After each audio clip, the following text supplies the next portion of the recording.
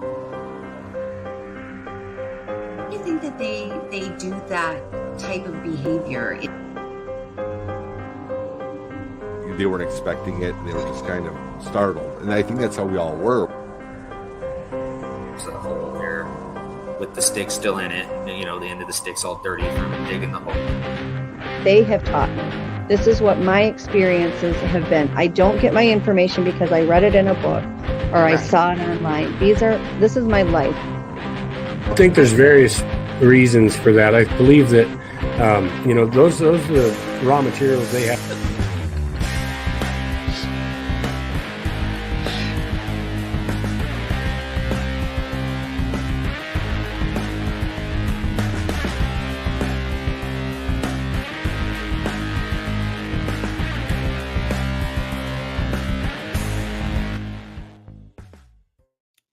Happy Tuesday evening, everybody, and welcome to the Nona Boss Continuum. And tonight we have an amazing guest. And I just confessed to her backstage that I've kind of been YouTube stalking her, but she's amazing, and I cannot wait for you guys to hear what she has to say and what she does, and it's fabulous. So let me introduce her and then bring her up so we can get this party started, okay? All right. Morgan Knudsen is a TV host. She's an award-winning educator, producer, author, paranormal researcher, and inspirational speaker. She's an award-winning founder of Entityseeker Paranormal Research and Teachings, which is the evolution of the Association for Physical Research, Physical Research in Canada, as well as the world-renowned Teaching the Living program for clients. Morgan brings classes and television productions on this phenomena to a new level, with inspiring programs that include fire art demonstrations, mind-blowing evidence, and uplifting stories. Morgan brings her audiences to the realization that if you want to alter your reality, you have to embrace the unknown. Teaching the Living is a highly specialized approach to dealing with hauntings, which makes Morgan a favorite for television shows and live programs. Pioneered by Morgan Knudsen and Stephanie Wertz in 2002, Teaching the Living is focused on teaching people to understand that what they experience in a haunting and in their life is directly related to their own state of being in the world, and giving them the tools to change their experience once and for all. The goal of this program is to empower people to embrace the unknown while understanding a deeper sense of personal power and the crucial role of emotions in paranormal and day-to-day activity. So let's give a warm welcome to Miss Morgan Knudsen. Hey, everyone. Thank you so much for coming tonight and just spend some time with us. I'm just so fascinated with this whole idea of people having just daily struggles can actually influence the paranormal, the manifestation of paranormal issues in their lives. So let's jump right in. Let's talk about that. Yeah, it's funny because it's not really a new concept by any means. I mean, this has been studied for decades by huge names in parapsychology. Everyone from Dr. Scott Rogo to Dr. William Roll to, I mean, the list is long. But the relationship between our emotional center and what we've sort of got going on day to day, and the stuff that we experience doesn't just apply to paranormal; it applies to everything. So it's applying to the things we experience, the people we encounter, so on and so forth. But with the paranormal, it's one of those few subject matters where we tend to think, and part of this is I think the media's fault, but it's the only area where we believe that is asserted on us, that we have no role to play in it. And that's just simply not true. And we can look back on various studies, one being the Philip experiment in Toronto, Canada here, that was done by Mensa and the Toronto Society for Psychical Research.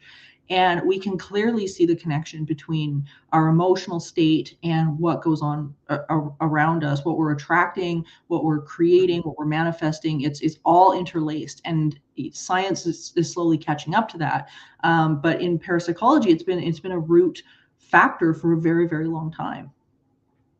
Yeah, I mean, I know that I've heard and seen a lot of different, different shows and read a lot of things, and but one of the things I think people kind of think is when they think that they're something going on in their own life that's manifesting is like a PK Yeah. manifestation. But I think it goes way deeper than that. And I love how you have been able to also kind of talk and bring it to something that you actually call spiritual health care, you know? Yeah, yeah, and it was funny how that started because originally it was when all the lockdowns were happening back in 2019, 2020, and everybody was shut down, and I knew that if we were all going to make it through, the people that had a platform needed to use the platform. Yeah. And I realized really early on with that a lot of the techniques that I teach to the post-secondary students and all clients and whatever are basically the same thing that you need to get through something like this, because a big portion of what was going on was the fear of the unknown. And you had a million messages all coming at you all at once, half of it true, half of it not true. There's like million, there's a lot of confusion, a lot of unknown, nobody knew what was going on. And so that's how spiritual healthcare started. Was we just ended up, I was like, okay, how do we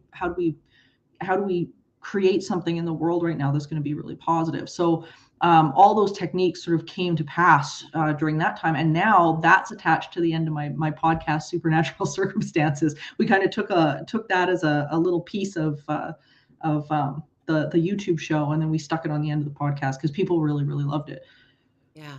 Yeah, because you guys really do give like the tools for people to be able to kind of, I know a lot of people call it shadow work, right? We call it shadow work, we call it, talk therapy. There's a lot of things that we can do for ourselves, and but yet you guys really kind of hone in on some of those tools. Can you talk just a little bit about some of those tools that you guys help with? Yeah, sure.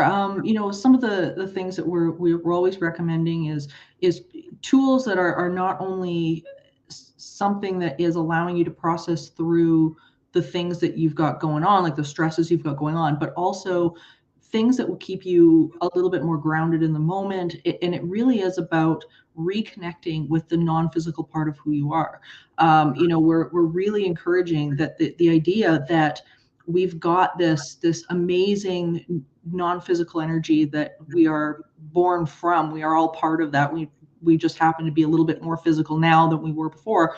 But that core of everybody is ultimately joy. It's ultimately love. It's ultimately all of these wonderfully good things. And so everything that we talk about, and Steph would talk about, was the idea that the more you connect back into that, the more you connect back into who you are, the more you're able to let go of some of the stuff and the baggage that we've got going on. Then the more positive your experiences in the paranormal and whatnot actually become, because you become more connected to that, you become more resonant with it. And when you're resonant with it, everything else around you starts to match that. And it doesn't just apply to paranormal stuff. It also applies to the things going on in your life. You start to notice a change. So, but it was something that nobody seemed to apply to the paranormal, because everybody was like, no, that seems to be some separate thing that is coming at me and I have no control over. And it's just not true. So some of the things that we were taking people through were journaling exercises, rephrasing negative tapes in our heads, meditation, and even on our show, Mike and I, our show Supernatural Circumstances, we take people, we have guests on that encourage things like meditation, people that teach like things like out of body experiences, people who take that consciousness work to the next level. But ultimately, that's what it comes back to, is what works for you in terms of getting yourself back into alignment with who you are. Yeah. And this is definitely, I know I've heard you talk on some other shows and interviews that you've done about how this has been such a calling for you. Like it's a Yeah. calling. Yeah. And I love that because it's like that calling really gives you so much passion, to Yeah. just get the word out and the message out. When it's a calling, it's like you have to do it. It's something you take super serious. And Yeah, well, and I I'm love not that. alone in that either. And it's interesting because when you get into the parapsychology side of it, and you start talking to a lot of these people, they all say the same thing. A really good example of that that I wrote about in my book, The Gift of Instinct, was the story of J.B. Rhine and of the Rhine Institute, Rhine Research Center. And what was interesting about his story, even though he's one of the biggest names in parapsychology, is when you go back in how he started. I mean, the guy was basically a botanist, and he had no training in psychology, no nothing, and until he had a tenured position at a major university. He ended up sitting down to a lecture by Arthur Conan Doyle. Arthur Conan Doyle was going around talking about spiritualism, and he listened to this lecture, and it was like it clicked. Everything clicked with him, and he literally went home that day. He went to his wife Louisa and said, "Look, I got to quit my job because I just figured out what I need to do." And he quit his job at this tenured university. Like, I mean, it was crazy. I mean, and all his Really academic great. friends were like, "You're nuts! Like, you're out of your mind." And because parapsychology, even at the time, it wasn't basically barely heard of. This was back in the 50s. And he basically, yeah, he quit, and he put himself back through school for psychology and everything else. Went right back to bare roots, and ended up now, of course, starting one of the largest paranormal research associations in the world. So it's amazing. But you hear story after story after story like that, where it's just all of a sudden they're like, "Oh my God," like it just everything lines up. And I think it's because it has to do with consciousness work. And Mhm. I think everybody has that calling in some way or another. And it's going to look different for everybody, but this is very specific. Yeah, absolutely. So uh, what made you decide to kind of merge this like desire and this like calling for teaching and your love of like, theater performing? Like how did you figure to merge those two together? Because it's amazing what you Thanks. do. Well, it's funny because it all came actually pretty naturally.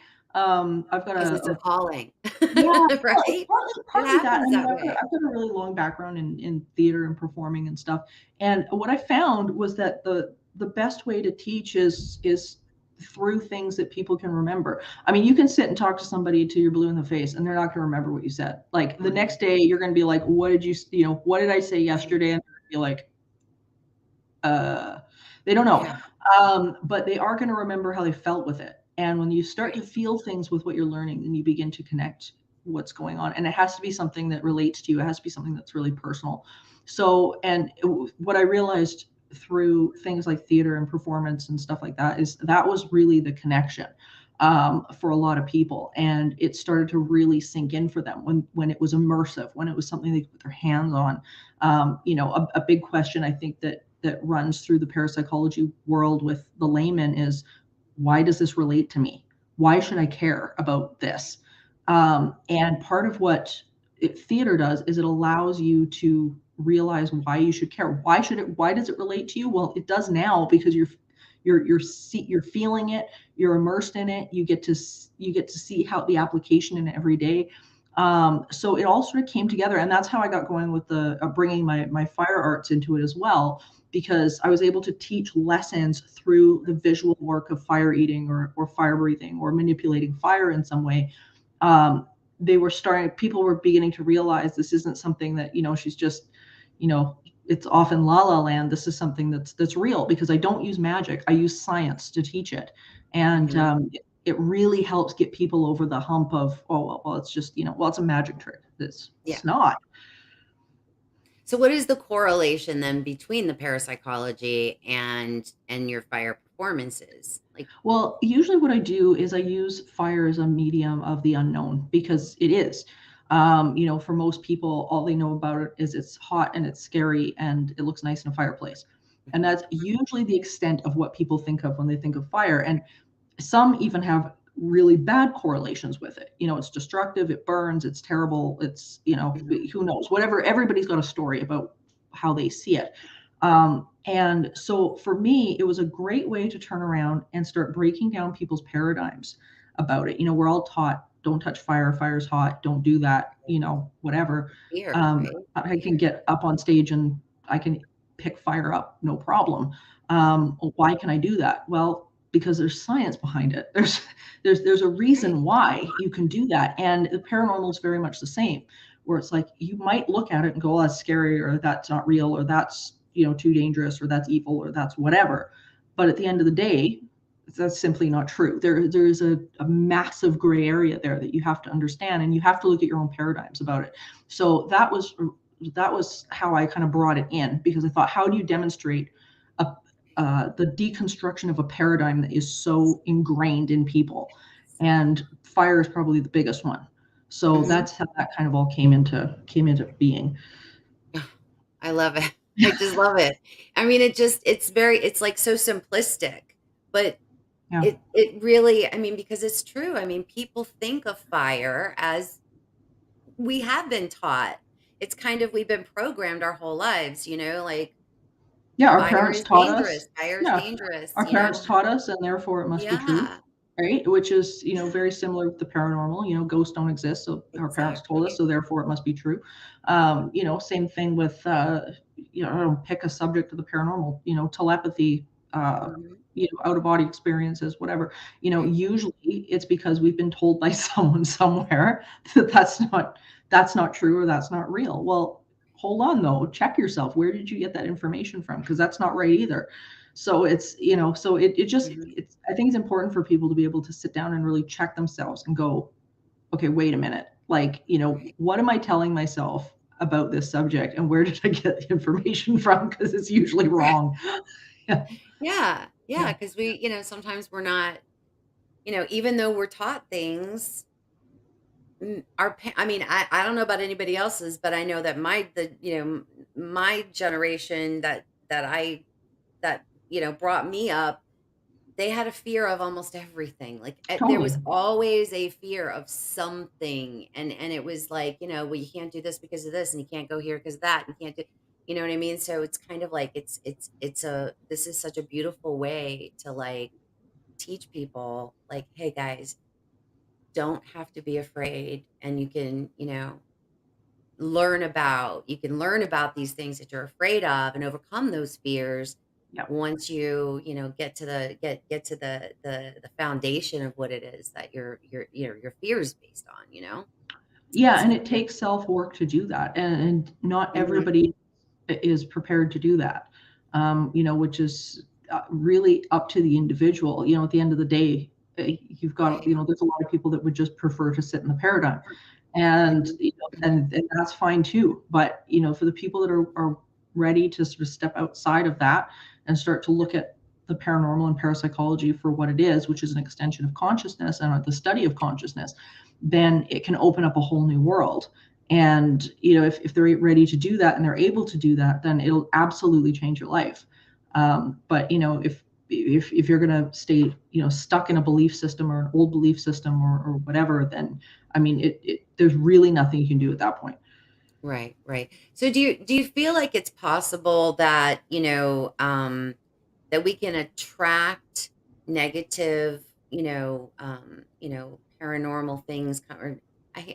Paranormal really, the definition of paranormal really is on the continuum, right? That's why my channel's called The Continuum, the non-boss continuums, because they're all interconnected. These things, and all these, for lack of a better term, genres of the paranormal, right? Cryptids, and so it's all on that continuum. And so, but do you think that we can, attract negativity and negative, spirits or entities, things like that we could, can we bring those into our lives just because we're not keeping that spiritual alignment going? I think the right direction? It's less about attracting it in and more about cutting off the well-being.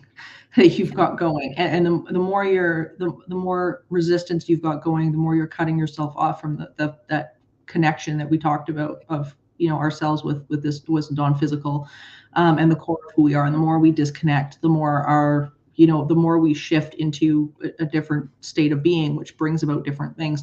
And one of the things I always compare it to is, if you're having a really, really bad day or something like that, and you walk into like your workplace, for instance, or your office or something like that, you'll notice that you'll like attract every single person that's either like in a bad mood, that's bitching or complaining, or the people will just be a complete jerk to you. Like, you will find every possible jerk. Right. So it's kind of like that, where it's like because you're kind of cutting yourself off with that resistance, you start resonating differently. Instead of resonating over here, you're now resonating over here. Right. And what you're picking up over on this side versus this side is going to be very, very different. It's like a radio dial. You're not going to tune into this and get this, and vice versa. So basically that's how I always frame it for people, so that they can kind of get it.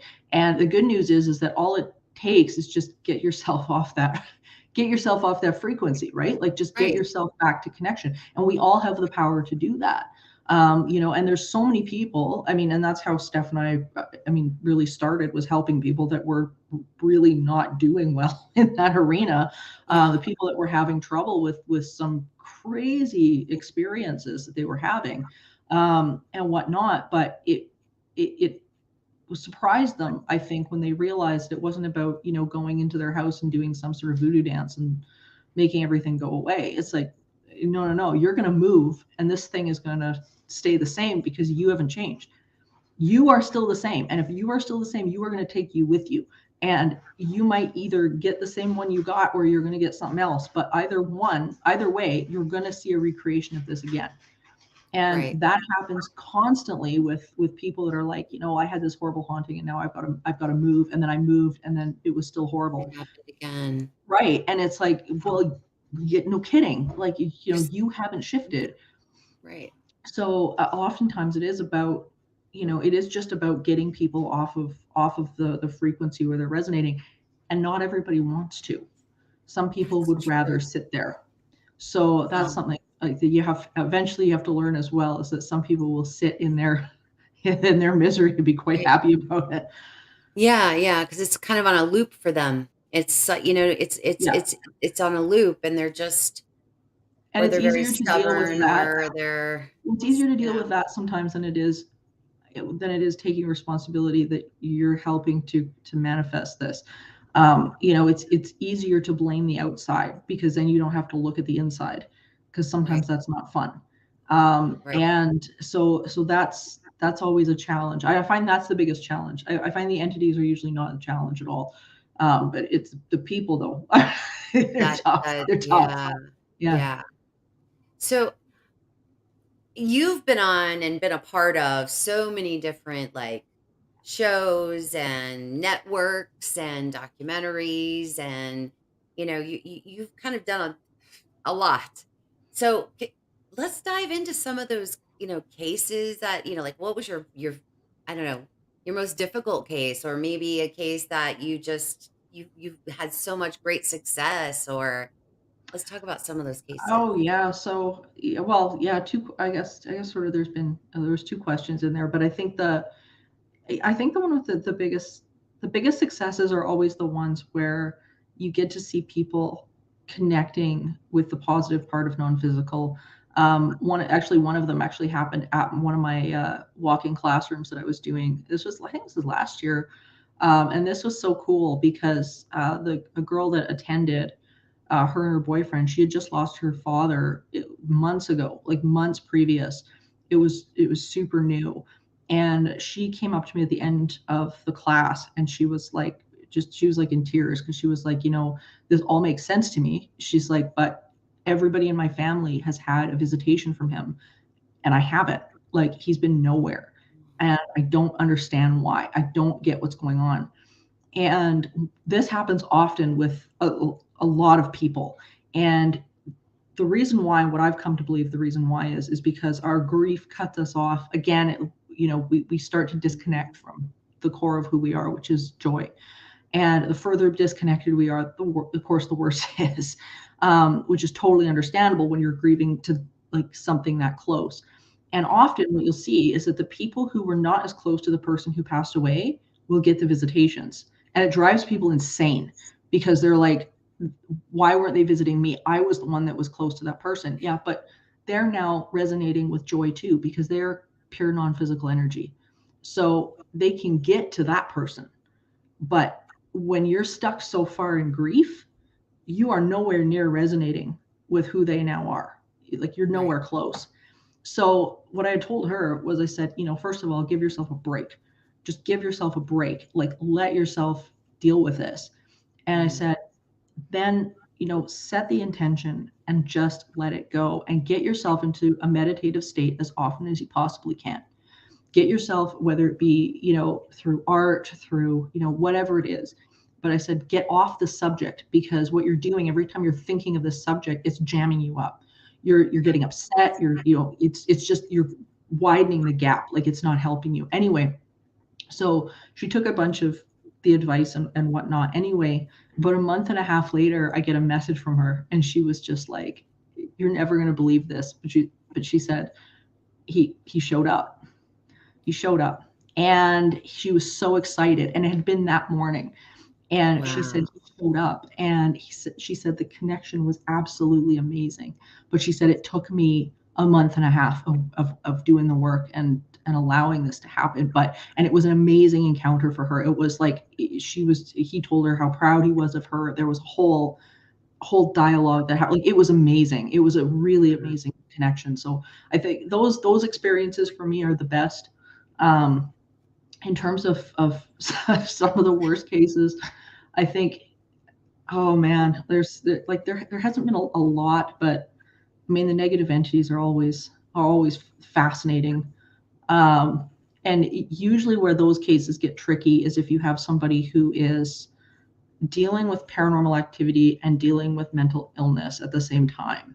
Those are often the hardest to deal with, because if you've got somebody who, say, for example, is on the wrong medications or is delusional and is convinced that there is activity going on and there is not, that can be a really, really big challenge. So yeah, those cases are really rough. I dealt with a case locally here, and it was a woman who had just lost her son, but she was convinced that she had all this paranormal activity that was coming from what she thought was her son in the house. And it turned out to be a combination of medications she shouldn't have been on, and mental illness and severe levels of high electromagnetics in the house, which was messing up her brain. So anyway, so a bunch of things needed to happen to sort of like correct that and get that all sorted out. And then try to figure out if there was paranormal activity actually going on, like underneath of that. So those are the cases that are hard, because sometimes you're dealing with someone who is completely convinced that the entire thing is paranormal, and they want it to be because they want it to be that person. And so then you've got to try to pull that to pieces with the team, and then at that point you're bringing on people like nurses and people that can look at this properly, engineers, and whatever. But yeah, those are the tricky ones. Yeah. So let's talk cryptids, because I know that you do some work with cryptids. Some of my favorites. So let's talk about cryptids. Let's definitely go there. Oh yeah, no, they're wonderful. I mean, if I hadn't have gotten into parapsychology, that would have been my main focus, if it wasn't such an expensive hobby. But I know, right? It's so expensive, between the travel and the gear and whatever. But I've been really fortunate because we've had some. I live in Alberta, Canada, so it's got some incredible cryptids here. I mean, we've got a plethora of them, so you don't have to go very far. Everything from Bigfoot to Dogman to everything. So that's been kind of nice, because if you want to experience something, just go camping for the weekend, right? So yeah. Well, let's talk about Dogman, because I'm very fascinated with this particular cryptid, because I struggle a little bit with with Dogman because, well, I have not had any kind of, you know, encounter with the Dogman. Um, but and I'm in Florida. I'm in South Florida. So, you Skunk know, territory. yeah, I like Yeah. I just haven't really seen. I mean, I have seen some interesting photos. I've even interviewed, a lot of people who have experienced them and have encounters with them.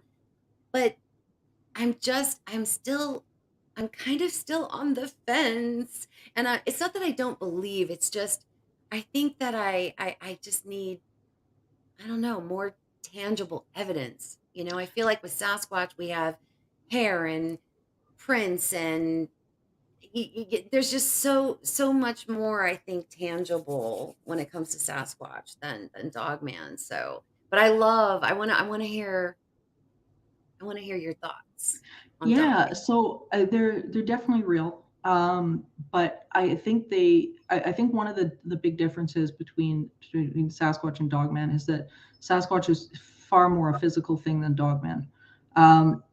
Dogman's definitely not doesn't fall into the physical cryptid category. They're very ethereal, and as to what they are, I don't think anybody has the answer to that at this point. I sure as hell don't.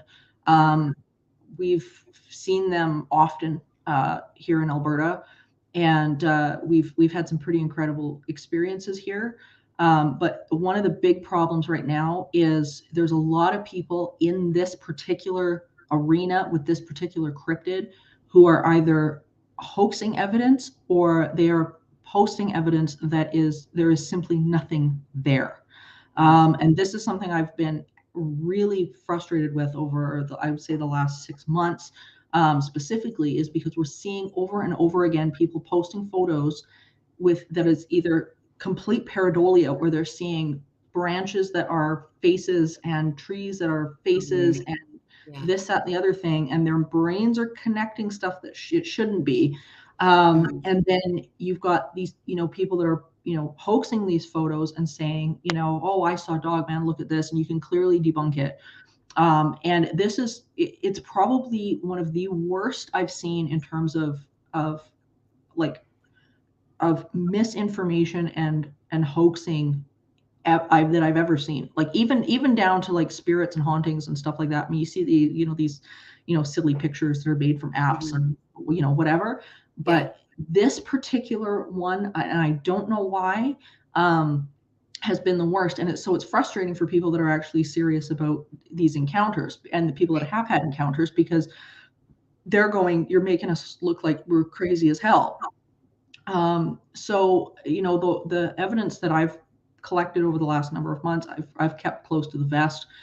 We haven't posted it, we haven't shared it, nothing. We've got some really good photographs, but and tracks and all sorts of stuff that we've been able to get, but we're keeping it really close to the vest because right now the field it's getting ridiculous.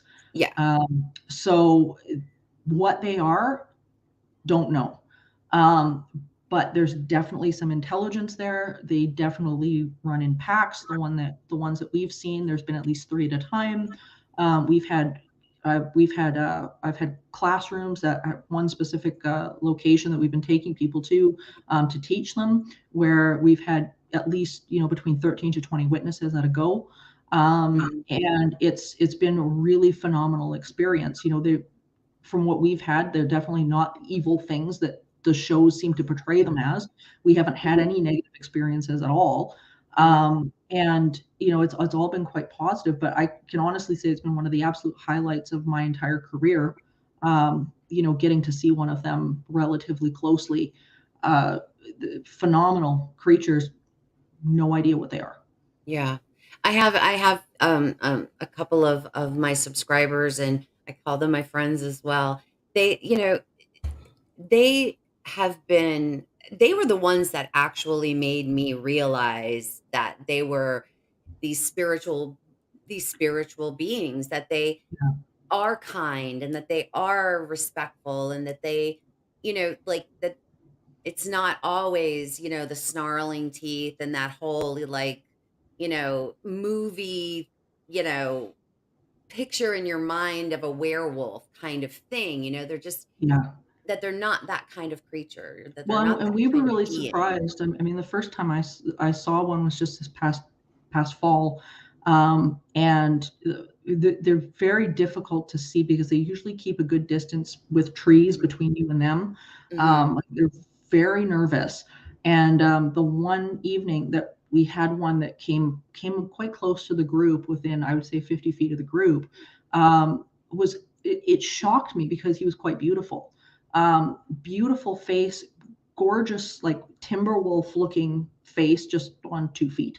Wow. But stunning face. I mean, you watch these shows and they're all gargoyles. Yeah. But I mean, this wasn't the case at all with this guy. So it even surprised me when I saw them. But if you break down a lot of the encounters that people are having with these creatures, whether it be on like Bray Road or Michigan Dogman or Right. whatever, you can start to see, if you apply sort of dog logic to it, you can Yeah. start to see why the encounters go south, because immediately the people respond in fear. Well, what happens when you respond in fear with a dog, right? Any Right. dog, the dog is Right. either going to start growling, or there's going to be some sort of, like, the dog's going, I don't know what to do with you. Exactly. So the growling starts, which upsets the people, which, and Mhm. they, well, this thing's trying to kill me. Well, now all of a sudden you've got this, dog man that's going, what are you afraid of? What's going on? What should I be doing? Uh, Right. and then Then the they're person, in fear. then they're in fear, and then the person turns and runs, which clicks on prey instinct with the dog man, and off he goes chasing. But Yeah. you'll notice in every single encounter that the people aren't caught. Eventually, it breaks off the chase. It doesn't Yeah. seem to want conflict. And but if you run, and this is one thing we've told our classes as well, don't run, because as soon as you run from a predator, that's prey. So Right. don't click that instinct on in their heads. Just stay put, Yeah. and whatnot. And and it's always been really, really good, and it's gone really well. So but when you break it down and you think about it like, dog logic, then you start to Right. realize, like, what's going on here. Yeah. Yeah. Now, do you think that the dog man, I know a lot of people, I am one of those people that with Sasquatch, the mind speak, I hate that term, telepathy. Yeah. Now do dogmen have that same sort of ability or that same like spiritual type of I don't know, Yeah. connection that they could have with us? Does it work this kind of the same way? I don't know. I mean, I'll tell you, like, our experience with it. When we've been out there, I've never had an encounter with them within an approximate distance where I felt like I was being spoken to, or something wasn't my thoughts, or Yeah. I've never had that happen. But the one thing we did notice is that, my colleague and I, when we would go, before every workshop, we would go out to the woods, because this is on her private property, and she's got a huge acreage, and there's a mass amount of woods, and this is where they like to hunt, they like to hang out back here. So we would go out into the woods before we would do anything, and we would say, this is what we're doing tonight. We absolutely invite you to come along. We really adore you. You are welcome to come if you want. Here's what we're going to do first. And we'd lay out the plan of the night and whatever. And the first night we did this, we thought, they don't give a crap, but we're saying, right? Like, this is, whatever. But we thought, what, like, here's what we're doing. We're inviting you to come. And if you'd like to be there, you're more than welcome to be there. And anyway, that first night, lo and behold, we're standing out, we were talking to the group about something, one thing or another, and what pops up in the bushes, but these two bright, bright, bright eyes, and about 7-8 feet off the ground, these bright, Wow. bright eyes. And her husband, I think it was her husband that saw him first. And lo and behold, he'd shown up. And we're like, and so everybody turned and was just like, oh my God, and then as soon as he knew he was seen, he left. But the next night that we did it, which was a week later, where we had started the group the first time was at the back of the house, and then when we came and saw the eyes, it was at the front of the house. And interestingly enough, when we came the second night, and we didn't start at the back of the house that time, we started at the front. We were telling the same story and whatever, didn't see them, didn't see the eyes, nothing. So from that point, we went around the back of the house, and lo and behold, but what's over by the fire pit in the dark, these two bright eyes. And we realized, we're like, he remembered where we started last time. So he was waiting over where we were. And and he was out there, the group saw him for probably about, I would say 30, 40 seconds. And then he dipped off back into the woods again. And we thought, okay, that's really interesting. So he's come back again, because this area is huge. He could be anywhere at any point in time this evening, and he's not, he's here. So we thought, well, that's really interesting. So from that moment on, every single night we would go back out and we would say, you're more than welcome to be here. You're more than welcome to be here, and whatnot. And then it was about 3 weeks into doing these classes, they were sitting out on their porch the one night, nobody was there other than them, and they noticed the eyes pop up again, and then a second set. And they thought, oh, for heaven's sakes, he's brought someone else. And so it got to the point where there was 3 that were there consistently, and they always kept their distance, but they were there. And so it was really cool. And then finally, I think it was close to one of the last nights that we were out there. That was when the one decided that he was going to approach a little closer. But it was an interesting progression. So as much as I wouldn't say there was like a telepathic understanding, there was definitely some understanding. Like they were hearing something because they knew that they were welcome, and they kept coming back. And I really attribute that to us going back out to the woods every night saying, you're welcome to be here. You're welcome to be here. Right. So it was interesting. So there definitely, I think there's definitely understanding there on some level. Yeah. Yeah. So going back to the eyes, were they glowing from like inside, or was it just kind of like an eye shine? Very much I always ask glowing when people talk about that. I always Yeah. ask. So It's so a curious glow to from me. the inside. They look like LED lights. They're so Wow. bright. They're so bright to the point where you're going, where's that light coming from? Like, is somebody in the bushes? Like, that's where your brain goes, is like, there's somebody in the bushes who the hell's in the bushes? Because this property's out in the middle of nowhere. There's nobody out there. But your head's going, oh, that's gotta be something that's out, like, and whatever. And then you realize, all of a sudden you see, and then you realize it's Ah, eye. And it's like, oh, for heaven's sakes. the Or blink happens, and then yeah, you're like, okay, that's or you'll see a turn of the head, or the eyes turn, or something will happen, and you realize, so there's a face behind those eyes somewhere. And then right. the one night that our alpha seems to be the alpha male, because he's there the most frequent. But he when he decided to come a little bit closer, we were able to see about this part of his face. It was quite dark, but his eyes were so bright that they lit up It this much. illuminated Yeah, like, yeah. And it's phenomenal, like phenomenal experience. But our experience has been that they're very cautious, they're very shy, they don't want a problem. that's what my Um, friends all say. yeah, Same exact description. yeah, They're they in northern Wisconsin, yeah. and then my other friend, she's up in Upper Michigan, so Hmm. kind of close up there to you in Canada. So Well, yeah, we had that's so amazing. my friend's husband, he was the one who initially saw him. And it was funny because he had come out, he works quite early in the morning, and he had his truck parked up against the garage outside. And one of the things this one particular dogman likes to do is to sit on the roof of their house. And he's been seen up there quite a bit. And it was funny because the one morning they didn't know what was making all the noises on their roof. And the one morning he had come out and he'd put his bag in the truck, and he came around to the driver's side to get into the truck. And something caught motion, sort of caught out of the corner of his eye, and he looked up, and we call him Snoopy because he sits on the roof.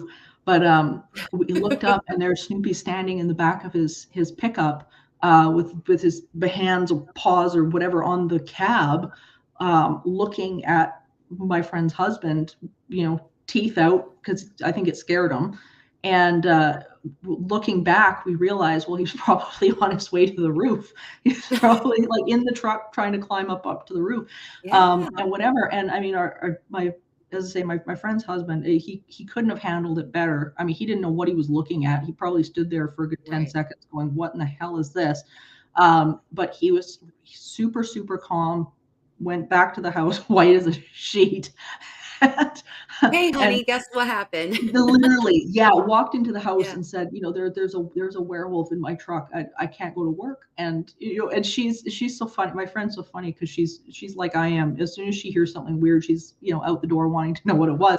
So she's out the door, like, what do you mean? What the hell are you talking about, right? And by that Yeah. point, he'd taken off.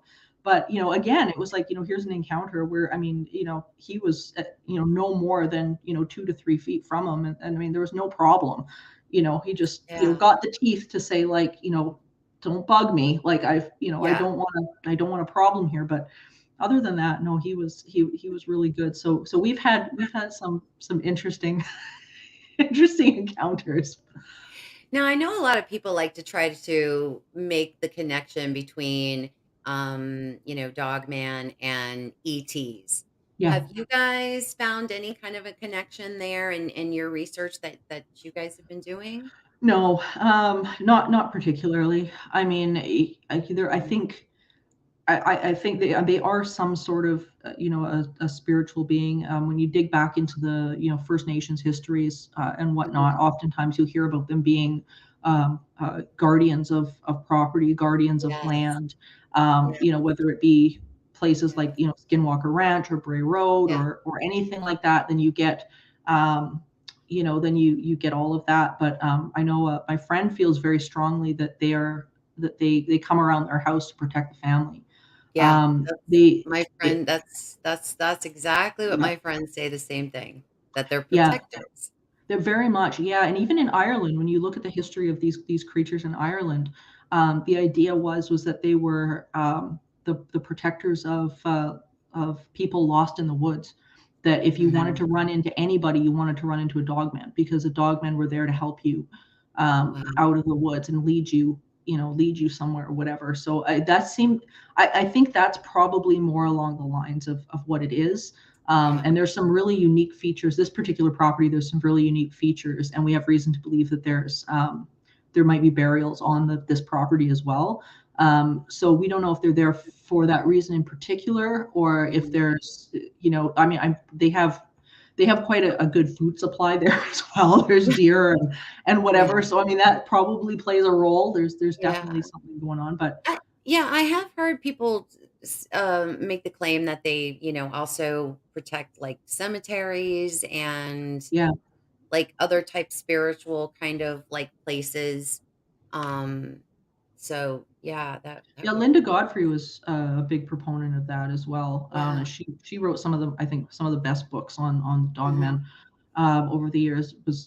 She was one of the first people to report on the Beast of Bray Road, Yeah. and she had made that connection really early on. Cemeteries and military establishments, compounds, they seem to be seen a lot there as well.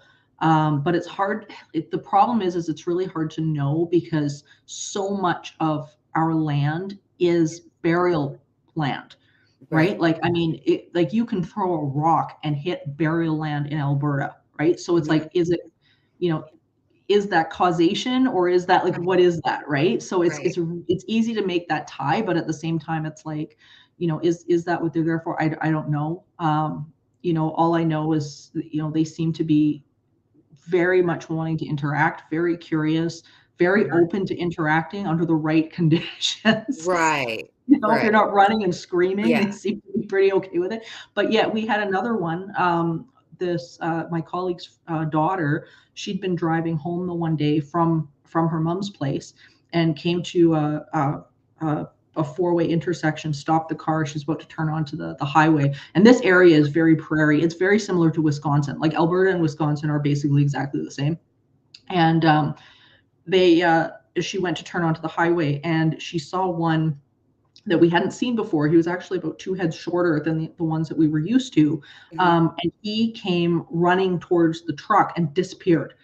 and she thought he was going to hit the truck. Like, she was really worried that he was going to, but he didn't.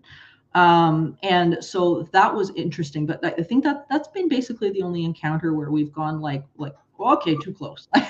Yeah, yeah. Step back. Like, that's enough. But again, no injuries, no attack, no nothing. Just Do you sort of think, I mean, since he disappeared, do you think that there maybe have some sort of an interdimensional ability or attribute of well, some that's definitely sort? what they're pointing to on Skinwalker Ranch right now. Mhm, You know, the research that's been going on there with like Dr. Travis Taylor and people right. like that, where they're really highly looking at the idea that there is some sort of like interdimensional connection, because they seem to be associated often, and the property here is no exception, with really high levels of electromagnetics and high levels. Like, Mhm, we've got really weird, even on this property, really weird fluctuations in that kind of a thing that we can't account for because there's nothing underground there. mhm, mhm, So there's definitely anomalies that come with them. Um, Everything from light anomalies, like we've seen these bright orbs like flying past the house. We've heard, residual energy, like stuff you'd attribute with hauntings. There's been a plethora of things that have gone on. Like, they are sort of one symptom of the house, but there's been a humongous, mhm, like, there's been so much. And every time I hear cases where there's been, dogman encounters and stuff like that, whether it be a property or whatever, that seems to follow. There was my friend Lon Strickler, he did a show with a family from Ohio, who allegedly also have a pack on their property, same type of property, same type of phenomenon going on. mhm. And yet here you've got these dogmen as well, and they've had really positive experiences too. So I mean, they seem to come part and parcel with a plethora of Yeah, other weird stuff that nobody right. knows what it is. Right. So it's very similar to what, with Sasquatch is same kind of thing, I mean, when I started kind of like researching Sasquatch, I was kind of like, yeah, flesh and blood, that's it, flesh and blood. But the more that my son and I kind of started researching and getting out there and boots on the ground type stuff, I Yeah, mean, we just started so many other things were coming along with that we were finding that, it definitely has a lot of interdimensional type kind of characteristics, you know, paranormal characteristics, the orbs, it's so interesting that a lot of that paranormal kind of activity started after we first started kind of getting into the subject matter.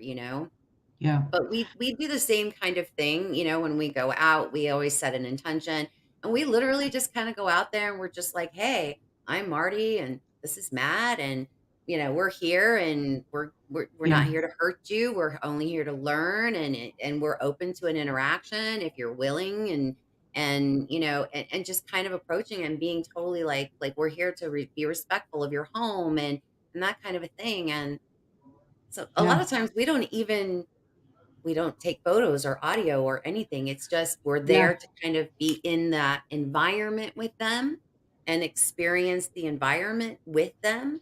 Well, and we've So we've even found that photos and stuff like that can be a deterrent. Mhm. One of the things that I think a lot of people My don't. allergies, I That's apologize. okay.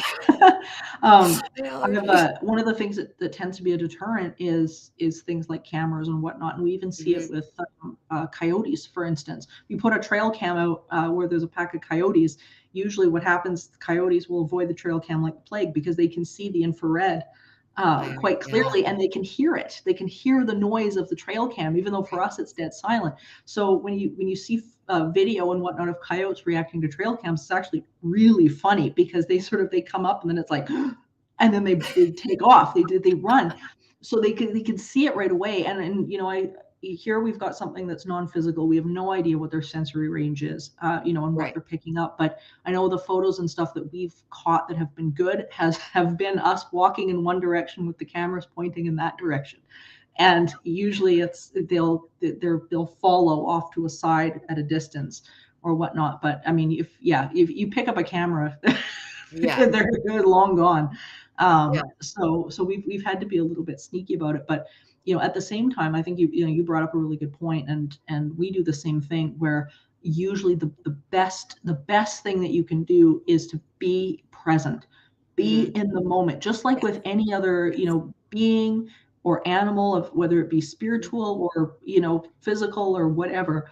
The best thing you can do is to be present, be in the moment, allow the experience. Don't be like hunting for the experience, because as soon as Mhm. you do that, then you're conscious of the fact that you're not having it, so that's going to Right. put resistance in. So you don't want True. to do that. You want to be able to just be present, just allow, and connect on that level. And lo and behold, if you're it's amazing what can start to happen. And we have to remember, we are non-physical too. We Right. are non-physical beings. These what we consider spirit, well, yeah, we are that too. Right. We just have maybe a slightly more physical component than Mhm. than some other things, but we are predominantly non-physical as well. So if we can kind of get that in our head, and start connecting with each other, and and with Yes. other beings and whatnot on that level, I think sky's the limit. We just Yeah. got to put the fear down, and Yeah. bring Yeah. the best to the table. One of the things I talk about on my channel all the time is I feel like with Sasquatch, specifically Sasquatch, to me, it's been proven. It's already been proven. I'm a knower. To me, the next logical step in the process is to build relationships with them. The only way you're going to do that is through trust. Yeah, So it's kind of like, I don't feel, in my personal opinion, guys, it's only my personal opinion. I just don't feel we're going to make a lot of strides and build trust when we're kind of careless, right? We're careless when we're out in the woods and we really kind of don't care and we leave trash everywhere and we don't kind of, I think it's important for them to kind of see us cleaning up and maybe leaving a spot cleaner than yeah, the way you found it. And those kind of actions kind of speak louder than words, right? And I think that yeah. it speaks volumes to them. And then just building that trust. And I think that's where, to me, the next logical step in Sasquatch research Yeah, should I would go. agree. I mean, we got a lot of Bigfoot up here. I mean, Alberta's I was a just hot going to spot. ask you, do you have Sasquatch on the same property with the dogmen? We don't. You The don't. property with the dogman is very much prairie. It's sort of woods and prairie. Our Okay. Bigfoot are more either sort of, I guess, southwest and northwest, because we have the Mhm. mountains. We have the Rocky Mountains, so closer and sort of more to the forested areas and whatnot. However, there's been so many sightings over the years. I mean, Canada, the West Coast. I mean, we're just a hot Right. spot for Bigfoot, and whatnot, and definitely here in Alberta as well. And yeah, and I think you're right. I think connecting, and also I think with Bigfoot is is to be wary that there's a wildness about them as well. I think a lot of people either have these really incredible encounters, or the encounters that just really go south. Mhm. And I think we've really got to delve into what is it that's making them upset. Yeah. Like, like these people that their cabins are getting attacked, or they're something's going on in the woods, and they're having these negative encounters. And I think that's something that needs to be looked at. And oftentimes I know, here, and definitely in places like the Sierras and stuff like that, you've got these First Nations stories about them creating treaties and deals and Yes, yes, boundaries, yes. saying like, this is where the territory line is, this is what, and I don't know whether it's just nobody's just Mhm. listening to that. But I mean, you know those people seem to have a really, really good bead on, here's what you do, here's what you don't do, Right, and nobody right. seems to really be listening. And I Yeah, don't know why, but I think that aspect of it needs to be included more into the research, because I mean, I there's agree. yeah, because I mean, 100%. things go wrong with Bigfoot, and things seem to like really go wrong with Bigfoot if you're not Mhm, careful. mhm. Yeah, I agree, I agree. I think it can go bad very quickly, and I personally have not had, a negative experience with Sasquatch at all. I Yeah, personally they seem to haven't. be on the whole just really, really wonderful. I'm sorry. Oh, they just seem on the whole to be, to be really Yeah, wonderful as long as that territory is respected. Yeah. exactly. Yeah, I definitely feel like that is the biggest key is respect with them. The Like it's problem is we don't know where that territory ends and stops. That's That's true. the That is problem. It's the that is problem. very, very true, Yeah. right? We don't. I mean, it's not like I can, we can be like, okay, this is my property line. Okay, it's from here to Yeah. here to here to here to, you know what I mean? Like this is my box. I Yeah. mean, they're not going to understand that. They're not, I mean, Yeah. it's it's interesting though. It's interesting Yeah. to think about it in those terms because they don't, they don't know our No. laws and our ways and our, you No, know. well, and it's the interesting thing too that I find between the two with Dogman and Sasquatch is that every boundary that like my colleague has put out in regards to her property Mhm. has been listened to by the Dogman, which is really interesting.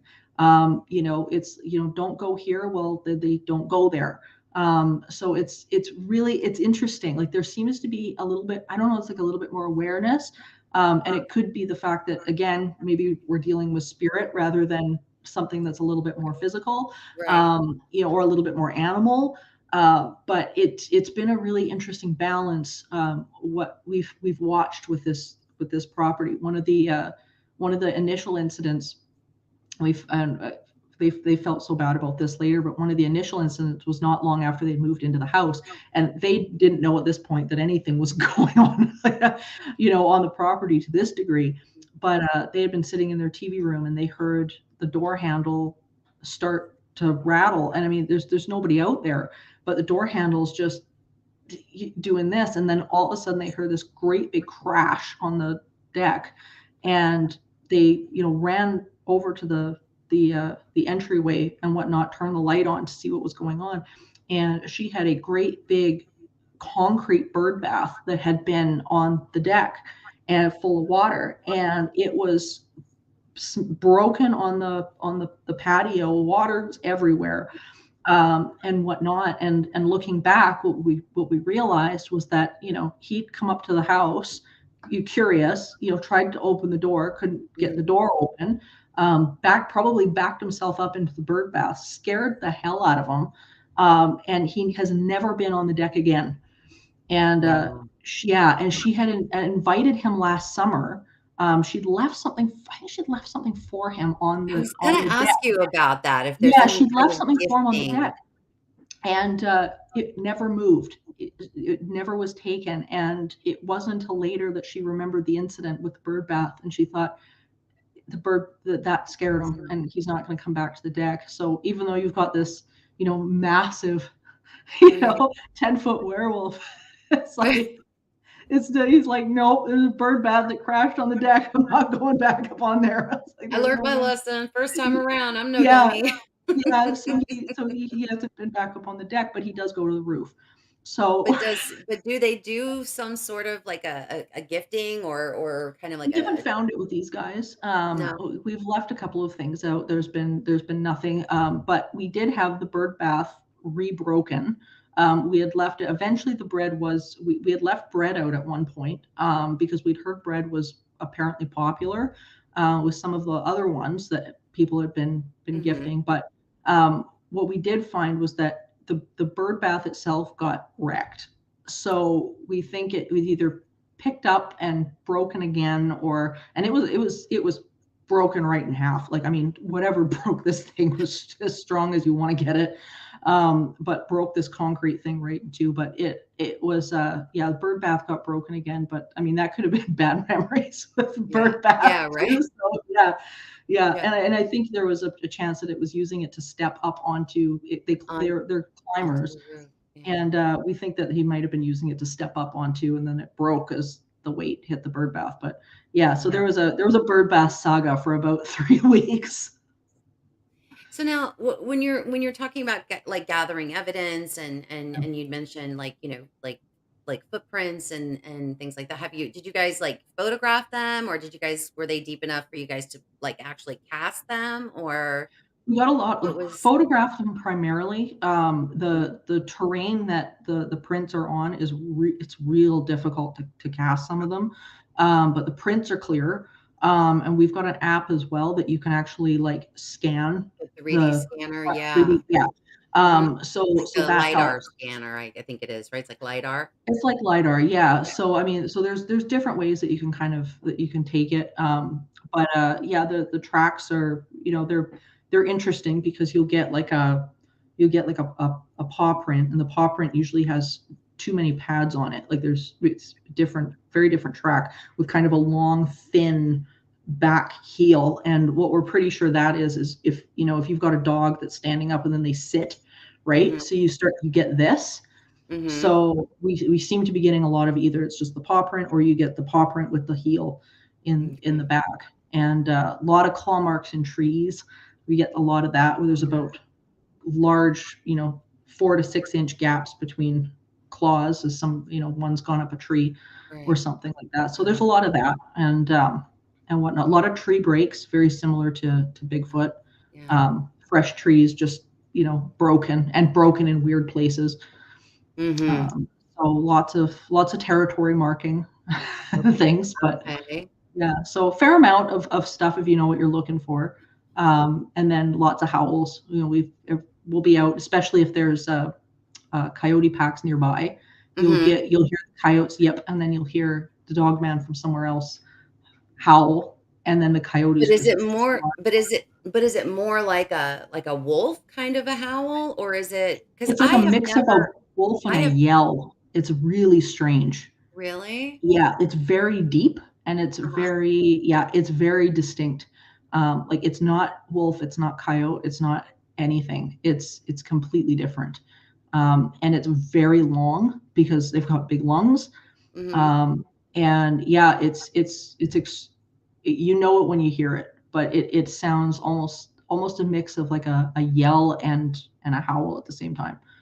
Yell and owl. Yeah. Interesting. Because a lot of people talk about that they think that a lot of audio might be Sasquatch related, and they kind of will give that description where Yeah. it's a And we don't have howl, Bigfoot but in a the area, so yell. And I'm yeah, one, you never know. Maybe there's been some audio that's been misidentified, and maybe totally. it really was, but see, that's the whole thing, is that I think that people don't really we don't have anything to compare it to. Do you know what I mean? Like Totally. we don't really know, okay, this is a Sasquatch. I mean, I'm sorry, a dog man. And then you hear something and then you're like, you're not sure, but it sounds, I don't think that we've really gotten to that point yet where we've got that kind Yeah. of evidence where we can start kind of figuring out. So maybe there's a lot of audio out there that's been misidentified as Sasquatch and it was Yeah. actually, dog man. Well, there's a lot of the main thing with the paranormal is you don't necessarily identify it as paranormal. You identify what it isn't. Hmm. And I mean, the same thing goes with Right. ghost photography or anything like that too. We don't know what a ghost is. We don't know what it's made of. We don't know. Hmm. We have no idea what that is. So what do we do about that? Well, we identify the things that we know it's not, and you Hmm. start sort of going down the list of, well, it's not this, and it's not that, and it's not, it's, Right. well, we know it's not a light leak, and we know it's not Uh-huh.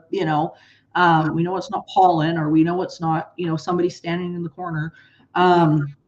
So you kind of have to start going down the list of what it's not. And I think with stuff like this, you have to do the same thing. Is it like, well, is it a coyote? Well, compare the fingerprint of the audio. Is it a coyote? No. Okay. Well, then, is it a wolf? Well, no, it Hmm. doesn't fit that either. And sound is a fingerprint just like anything else. So Right. I think that's how they've done it with Bigfoot. Hmm. You look at researchers like, Jeff Meldrum and people like that. I mean, that's Right. how they're sorting through it, is like, Hmm. okay, these ones all have the same signature. We don't know what they are because they don't match any other signature, but we can at least look at this and go, okay, like this Hmm. has the same signature, and it's been reported that X number of Bigfoot Right. have been seen in this area, so therefore it might be Sasquatch. So have you guys had any audio actually tested or looked into like like on a deeper level, like on a spectrograph, and so you guys have that. You guys Yeah, have well, done that. that's kind of our next step with some of this stuff. Like Mhm. we're really in the evidence gathering stage of Mhm. trying to get enough together that we can go and make a case somewhere. Make a case, exactly. Yeah. Because with any of this, it really is about building up what you've got. Mhm. And part of the reason why so many people have struggle with this and struggle with the disbelief in it is because you get people that are taking sort of this half-assed stuff and throwing it on Yeah. Facebook or throwing it wherever and Mhm. going, this is paranormal, this is Dogman, this is paranormal. Well, it's Mhm. like, okay, you're not building a case around what, like, you're just taking around a photograph and just Mhm. hoping, Oh, I've drawing a bunch seen of those. circles, right? I have seen those pareidolia. Oh, it's bad. Yeah, I've It's seen those all bad. over. So I get it. I get it. I Yeah. actually did a show a few weeks ago on another channel, Hidden Existence. And I honestly I went out and I took some photographs of some areas that I had been in, and I literally blew them up, and I was like, "Yeah, look, here's I mean, I Yeah. literally showed that you can just, if you don't have the context, right, Yeah. of the photo, and you don't see the metadata, or you don't see that zoomed out so you can see the entire photo, and all you're seeing is this much of tiny little area, and it's zoomed in, it's pixelated, you have no idea what Yeah. it is. Those are the hardest ones that you just can't, Yeah. Well, at it's that point, pareidolia to it's not me if evidence you're anymore. not. Yeah, Yeah. then it's not evidence, It's not exactly. evidence. I mean, if you can't surround it with things to Hmm. back this up, then Yep. it's just simply not evidence. Yep. And like to me, even though we've caught some incredible things, we've caught howls, we've got some pretty Mhm. decent photographs, and we've got, for me, it's not enough. And it's I want, if this does move ahead and go further, I want to make sure that what we're presenting is something really solid. But at the same time, I also don't want to I don't want a whole bunch of people, at that site either, Of course, of course, disrupting of that course. relationship. For me, the gift in all of this is the relationship that seems to be building. Yes. And I think a Ye lot of paranormal researchers, whatever field they're in, they get really caught up in look what I got. I gotta Mhm. show this, gotta Yeah. show that, and it's like just at Mhm. the end of the day, the people that are going to be skeptical and they're going to say, this is stupid and whatever, they're going to say that no matter what you put in front of them. There are people Mhm. that do that with, I mean, my colleagues, the majority of them have enough credentials and PhDs to, I mean, the list is longer than me. And they will put forward evidence to the academia community, to the public and whatever, and they are still told that's not real, even though they've Mhm. got lab tests, they've got plethoras of white papers to back them up. It just doesn't matter. So Right. you really have to make it about what is it for you? What is it for you? What do you Mhm. want? Have that relationship with whatever that is, Yeah. non-physical, Right. and do it for you. Don't worry about posting stuff and trying to claim this or that. It just, and I mean, now we're getting into a really tricky era of, where before we just had Photoshop and whatever, and now we've got AI, which is going Mhm. to spin on hoaxing. So at the end of the day, it really is going to come back to, what do you want um, out of the relationship that you're having with Yes. non-physical. Yes. Yes. Yes, I agree 100%. It's that relationship and that experience, Yeah, 100%. Yeah. Well, we have gone way over the hour, that's but been awesome. it's been amazing. Thank you so, so much, Morgan. I mean, I'm just like, thank you. I This has appreciate it. been such an amazing conversation. I hope you'll come back. I hope you'll I'd come love back to. another Yeah. time, because there's still a lot of stuff we didn't cover. I mean, Oh, so much. just Yeah. so much, so much, so much. And I really do. I thank you from the bottom of my heart for being here Oh, thank and you. being, just whenever I do these kind of interviews and I meet these amazing people like yourself, it's like, okay, another member of my soul tribe. Right. Okay, just found Yeah, another member. Up, all right, got it. It just, it's how it happens. absolutely. Well, and if people want to hear more about I was the just gonna say that. property, yeah, or anything like Yes. that, Where do we find you? Let everyone know where we can find you and your book, Teaching the Living, Heartbreak to Happiness in a Haunted Home. I mean, where yeah. can we get where can people get more of you? Well, the best place to go is entityseeker.ca because it's the one-stop shop for all my books, Gift of Instinct, Teaching the Living. So those are all there. And my podcast, Supernatural Circumstances, Mhm. that's available on every podcasting platform, every Apple, Spotify, Audible, iHeartRadio, all of them, with my co-host Mike Brown from Dark Routine. And we go into these cases in depth and interview the people first, like just firsthand, talking to some of the best and brightest minds in parapsychology. And we talk about Dogman, and we had on Ken Gerhardt, I think, for the Dogman episode. But people can, please come and subscribe to that conversation Yes, because it's really, really absolutely. cool. And yeah, but entityseeker.ca will have links to all of that. So go there and come and join the journey because it's really it's pretty cool. So Yeah, it is. Thank you so much. thank you, Thank you. Marty. Thank you. You have a wonderful evening, and I definitely am gonna reach back out to you because I definitely want you to come back. I want Oh, us to that'd have be some great. other conversation. Yeah. All right. Sounds good. Bye, Yeah. everybody. Have a great night. Wasn't she amazing, guys? Like, wow. Just a phenomenal guest, and she's got so much knowledge, so much knowledge. And I know, guys, I didn't really pay too much again pay much attention to the chat tonight. My apologies. It's just I really only had her for just a short snippet, and I even though we went over and there was so much to unpack and so many things that I wanted to have conversations with her about. So thank you guys for being patient. Um, thank you guys for all being here and have a wonderful night and an amazing rest of your week. Um, next Tuesday. Please make sure you guys come back. I will have Brown Dwarf is going to be joining me next week on the Non Boss Continuum. And I'm not 100% sure I'm going to have a Monday night show next week. Um, just so you guys know, I have been kind of having some health issues lately, and it's been very difficult for me to kind of sit for a long period of time.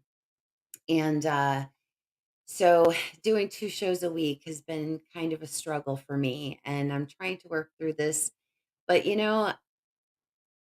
I will take any prayers if you guys want to throw them my way. I would so appreciate it. Um, it's becoming very difficult to sit for long periods. So um, I think I'm just going to be doing 1 show a week for a little bit, and so just hang in there, guys. Though the content, isn't ever going to stop. It's never going to stop. But I think I may need to limit it for a little bit until my body kind of heals. So yeah. So thank you guys so much, and I love you guys, and I will see you guys next week. Have a good one.